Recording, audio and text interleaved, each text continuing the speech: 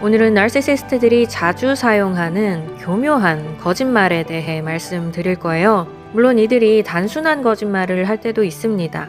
있었던 일을 없었다고 하거나 상대방을 정신병자로 몰고 가는 식으로 단순한 거짓말을 할 때도 있어요. 그렇지만 이번 영상에서는 그냥 단순한 거짓말이 아닌 이들이 특별히 잘 사용하는 아주 간사하고 영악한 거짓말들을 5가지로 정리해 보았습니다. 그 교묘함 때문에 상대를 혼란스럽게 만들어서 반박하기가 더 어려워지는 거짓말들이죠. 잘 기억해 놓으셔서 나르시시스트의 말을 들었을 때 과연 진실인지 거짓인지 지혜롭게 분별해 보시기 바랍니다. 나르시시스트가 잘 사용하는 거짓말 첫 번째는 반쪽짜리 거짓말입니다. 소위 물타기라고 많이들 표현하죠. 진실과 거짓을 적절히 섞어서 듣는 사람으로 하여금 즉각적으로 반박하기가 어렵게 만듭니다. 예를 들어서 어떤 남자가 계속 바람을 피면서 아내가 의심할 때마다 부인을 했다고 쳐요. 아내에게 어떻게 나를 그렇게 생각할 수 있냐, 의처증이냐, 정신병자냐 하면서 반발을 계속 해온 거예요. 그러다가 주변 지인들에 의해서 확실한 증거가 드러나게 된 거죠. 이때 사람들이 그 남자에게 이렇게 묻습니다. 그동안 왜 아내에게 거짓말을 했냐? 남자는 이렇게 대답하죠. 내가 바람피고 거짓말한 건 맞지만 당신들이 내 아내를 잘 몰라서 그런다. 내 아내는 분노 조절 장애가 있어서 내가 거짓말하지 않았다면 훨씬 더 심각한 일이 벌어졌을 거다. 나는 사태가 더 악화될까봐 거짓말했던 것뿐이다. 옆에 있던 아내는 이 말을 듣고 분노 조절 장애가 원래 없었음에도 불구하고 배반감에 치를 떨며 분노하면서 소리를 지르게 되고요. 흥분한 아내의 이런 모습을 본 사람들은 남자의 말을 신뢰하게 되죠. 나르시시스트가 이런 식으로 반쪽짜리 거짓말을 하는 타이밍은 따로 있습니다. 궁지에 몰려서 자신의 잘못을 인정할 수밖에 없는 상황에 이르렀을 때 그때 이런 반쪽짜리 거짓말을 합니다. 사실을 하나 인정하면서 거기다가 다른 거짓말을 갖다 붙이는 거죠. 아주 익숙한 예로 다 널 위해서야 라는 거짓말도 여기에 해당합니다. 왜 나한테 칭찬을 안 하냐라고 물었을 때 이렇게 대답을 하는 거죠. 내가 칭찬을 안 하는 건 맞지만 그건 너가 교만해질까 봐 그러는 거야. 다 널 위해서 그러는 거야. 두 번째, 흑백 논리의 오류 때문에 생기는 거짓말입니다. 서람TV는 나르시시스트를 옹호하고 미화하는 채널이다. 왜냐하면 나르시시스트를 악마라고 하지 않기 때문이다. 라고 말하는 거죠. 나르시시스트를 악마라고 하지 않는 것은 그들을 옹호하는 것이다 라는 이분법에 빠져 있어서 사실을 정확하게 보지 못한 겁니다. 나르시시스트가 악마인 것이 아니라 나르시시스트가 악마 같은 행동을 하는 거다. 그들의 행동이 악한 거다 라고 제가 아무리 설명을 해도 이들은 이해하지 못하죠. 무조건 둘로 나눠서 이게 아니면 저거다 라는 식으로 표현을 해야 알아먹는 사람들입니다.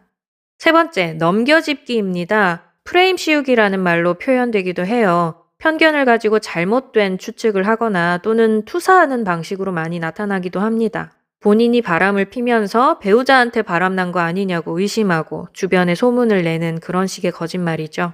제 채널 댓글 중에 뜬금없이 저보고 어머니가 나르시시스트인 것 같다, 아직 상처에서 못 벗어난 것 같다 라며 저를 판단하는 댓글이 있었어요. 저보고 나르시시스트에 대한 정보를 가지고 남들을 돕는 척 가르치면서 어머니에 대한 해결되지 않는 분노를 여기서 푸는 거냐라는 식이었는데 사실을 말씀드리자면 저희 부모님 중 나르시시스트였던 분은 어머니가 아니라 아버지입니다. 그리고 제가 분노가 남아있다면 이런 문제 해결을 위한 채널을 만들 게 아니라 복수를 위한 채널을 만들었겠죠. 이렇게 상상의 나래를 펼쳐가며 자신의 느낌과 추측을 사실인 것처럼 착각하고 말을 만들어내는 거예요. 어떤 분은 저한테 인생에 불만이 많으시네요. 그림으로라도 기분 푸세요 라고 쓴 것도 있던데 이것 또한 넘겨짚기에 해당하죠. 암튼 어떻게든 단점을 찾아서 지적해보려고 시간을 쓰고 고민하고 상상의 나래를 펼치는 그런 사람들의 모습을 생각해보면 좀 웃기기도 하고 안 됐기도 하고 그렇습니다. 남들보다 자기 자신의 발전에 관심이 많은 사람들은 이런 어설픈 넘겨짚기식 거짓말을 쓸 일이 없죠. 네 번째, 사소한 것을 지적해서 정작 중요한 것은 보지 못하게 가리는 거짓말입니다.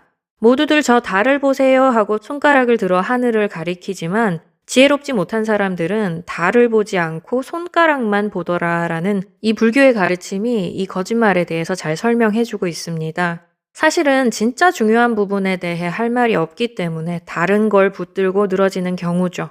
상대를 비난해서 우위를 점하고는 싶은데 상대방이 하는 말에 틀린 것은 없고, 그러니 전혀 관련이 없는 것들을 트집 잡는 거죠.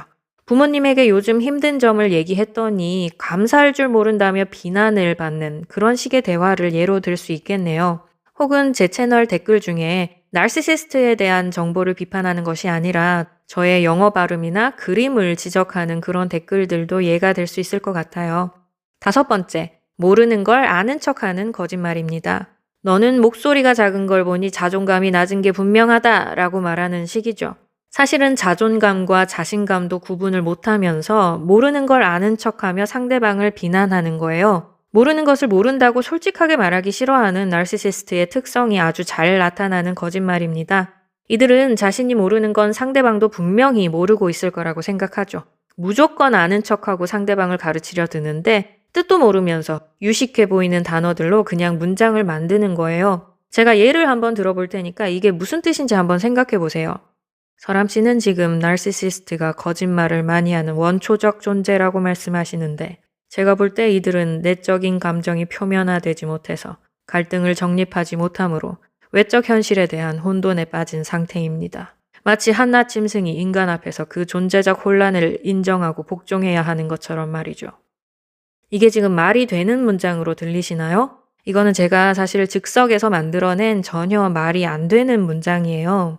나르시시스트는 가끔씩 논쟁에서 몰리거나 정말 지기 싫을 때 이런 식으로 자신도 모르는 유식해 보이는 단어들을 뜻도 안 맞게 줄줄이 나열하는 이상한 말들을 하기도 합니다. 본인들 생각에는 겉으로 봤을 때 그럴싸해 보이나 봐요.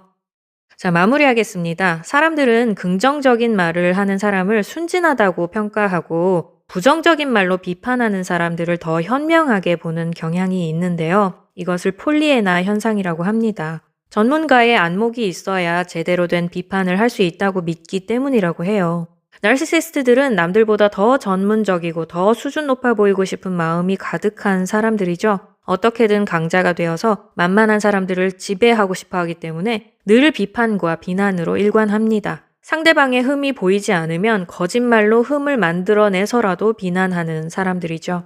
때때로 순간만 모면하기 위해서 금방 들통날 게 뻔한 거짓말을 늘어놓기도 하는데 이렇게 하는 이유는 이들이 지혜보다 교만이 더 앞서기 때문이라고 합니다. 모든 대화를 일종의 힘겨루기로 보기 때문에 지금 눈앞에서 상대방을 이기는 것이 그 무엇보다 가장 중요하다고 해요. 상식적인 사람들을 대할 때와는 다른 특별한 지혜와 기술이 있어야 이들을 제대로 다룰 수 있겠죠.